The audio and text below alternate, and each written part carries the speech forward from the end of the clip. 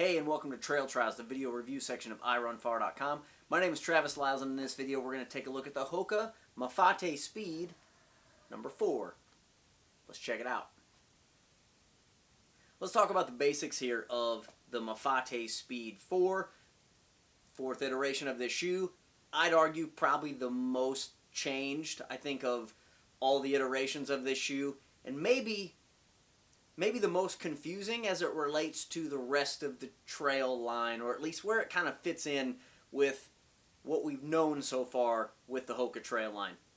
Let's start off with the basics. This is 10.4 ounces. It is a 4mm heel-to-toe drop. It's got aggressive lugs. It's always been sort of called a speed shoe, but heavy and rigid. This shoe's not that anymore. Let's talk about that. Let's start off by taking a look at the outsole. And from an outsole standpoint, this is using Vibram Mega Grip. This is light base. So this was on the Zanol, the first, I think, time that Hoka used it. And it's just a lighter weight compound of Vibram Mega Grip. So if you're familiar with the Mega Grip, which is on, again, shoes like the Speed Goat, this is going to have that same kind of feel. Works really well across lots of different terrain. Does pretty good on slick. Does good on dry and on rock, and just overall a really nice tread compound. These are 5mm lugs, and get a close view here. You kind of see they're pretty deep, I think, for a Hoka in general, and trail shoes really. This is a nice depth of tread for kind of even muddy type of conditions, and something that existed on the last iteration of the Speed Goat, which is these tiny little bumps that exist all over on the tread pattern, and this add extra surface area, extra grip when these things are biting down. So it's not just the lug, it's like the lug plus all these little spikes, supposed to add some additional performance. Obviously something really hard to judge, but I do think that in general, well gripping shoe that does awesome in a lot of different terrain. Worn it in muddy, rocky, dry, wet, and this shoe does a nice job of grip overall, and feels more on the aggressive side, if you will, of grip than moderate. So I think in general, like, nice for getting into some nasty stuff. This shoe can serve well in that. From a lug pattern standpoint, if you've ever worn a Mafate or seen one in the past, the under package here looks pretty similar. Lots of lugs, fairly deep, forward facing in the front for going uphill, transitions here at the back, deep lugs towards the back, kind of chevron pattern across the board, and reverse lugs in the back for downhill and for braking. No rock plate, just like Hoka generally does. There's nothing in here, I guess, with the exception of the Tecton, which has a carbon plate, which is sort of a rock plate. No plates in here. This is, in fact, the midsole foam, dual density. I'll talk about that in a second, but you can see that poking through. But in step with most Hoka, they're not using a rock plate because you have a fair amount of distance between yourself because of the foam stack that's in here, while not a big stack like, say, the Speed Goat is. Plenty of foam, and this is more of a, when something hits it, it sort of conforms to the shape versus deflecting, if you will, like a rock plate might do. And again, I've worn this in lots of different terrains and never really noticed foot fatigue from sharp objects, from rocks, from anything like that being a problem. Let's bump up here to the midsole, and this shoe is using Pro Fly Plus. Kind of have two types of that here in the midsole. So this bottom layer is a little bit stiffer, and you can just kind of feel that by poking your hand into it. And then this top layer on the red is a little bit softer. So the softer part of the shoe sits right underneath your foot, and then the more firm is on the ground, adding to responsiveness. This Pro Fly Plus lands on the responsiveness side of a Hoka shoe. This is going to be more towards the springy side. And if I was to describe this shoe, it is a softer feeling shoe, but it's not like a lazy soft. It's not a I'm on a recovery day kind of soft. It's like soft but sort of bouncy and gives you something else. Overall, I would say a very nice responsive type of shoe. And this Pro Fly Foam Plus is in some of the more advanced Hoka shoes. So this is, I believe, in the Zanol, or at least a version of the Pro Flies in the Zanol. It's in some of their carbon shoes, the Carbon X. So this is a foam compound This definitely falls on the performance line of Hoka's side. And you can just see sort of that red all the way around. Again, this red is the softer foam right underneath your foot, and then a little bit slightly more maybe rubberized feeling at the bottom, durability and springiness purposes. When you look at something like this compared to, say, the old Mafate Speed, you kind of see like how much this shoe has gotten refined over time. Like, lots of big foam, chunkiness going on here.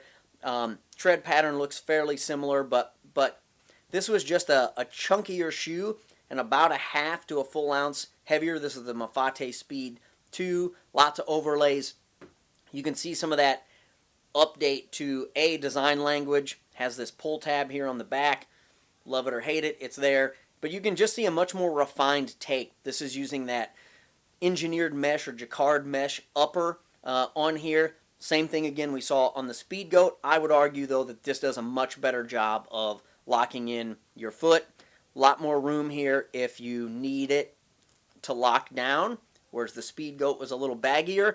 This upper mesh all over, but you do have some of these kind of overlays playing some parts here. So a little bit around the heel to add some structure, and then some around the laces that sort of kind of work their way down the middle of the shoe.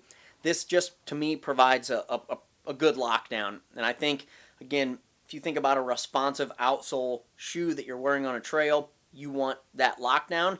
And I think this does a really great job of locking your foot down. And you sort of sit down inside of the shoe. So this like little bulbous line here that kind of comes to a peak, your foot sits just underneath that. So I think in terms of like cornering, in terms of descents, in terms of moving around a lot on technical terrain, the shoe sort of sits you down inside of it a little bit. You're recessed in it and adds to some of that feel of secureness while also having an upper that, while lightweight, while shaving weight off of previous versions, keeps everything locked in, and I think better than really any of the other trail shoes. I think this is up there in terms of just fit and secureness of the upper, especially with this new material, which I think in general in the market, I think has struggled to provide sort of this engineered mesh plus control.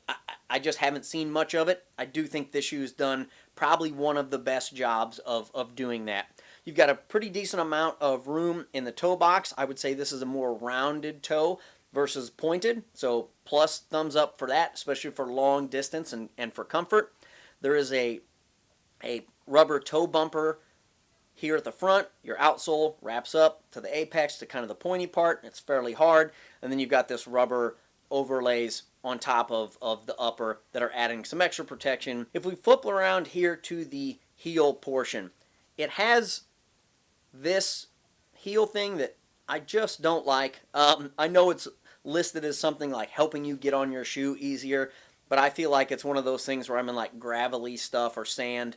It just creates like a slide for rock to get down into the back of my shoe. It's not terrible. If you got kind of thicker socks, they tend to kind of fill that gap, and it's not a problem, but it is absolutely a little area where debris can get into the shoe in the back just based off this design.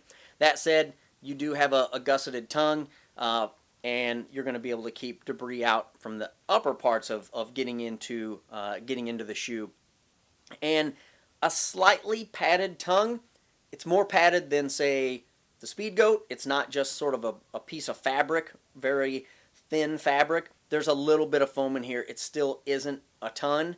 But I think because this shoe sort of wears a little more locked down, I don't have to pull quite as tight, so not having as much foam in the tongue is less of a deal. In closing, I think the Mafate Speed 4 is the Speed Goat 5. I think in terms of what the Speed Goat 2 and 3 and 4 were, this is a more logical next step of that shoe than I think the Speed Goat 5 is. And I know these are two different shoes, but I think the Speed Goat is a popular enough shoe that a lot of people have familiarity with it. They know what that shoe was all about, and the 5 kind of changed the dynamic of that. And I think this shoe does a better job of stepping in and taking that Speed Goat mantle and carrying it. And I say that because you've got a nice lockdown upper. You have a responsive midsole. You have an aggressive tread pattern on the bottom. I think this shoe just does a better job at technical, at rolling, at locking your foot down on tight cornering, at protection. I think this one just kind of runs the gamut of trail running in a, I don't care what the terrain looks like, I don't care what type of trail run I'm going to get onto, the Mafate Speed can do it. And I just don't feel that same way about the Speed Goat.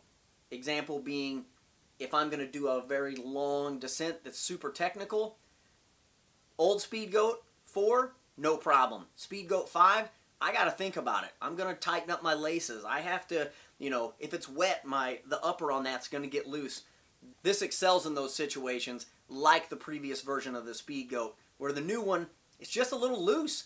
It's just loose. And this is a tighter package, I think, overall. I think this is kind of the do-it-all shoe for me as it relates to the Hoka line. But on its own, if you're looking for kind of that shoe that does a little bit of everything, manages rugged terrain as well as flat, is locked in, and is kind of in that like max cushion without being a slow kind of recovery day shoe, I think this is a really, really good option. So, thoughts, comments, feelings, whatever. Place those below the video. Thanks for watching. We'll catch you next time.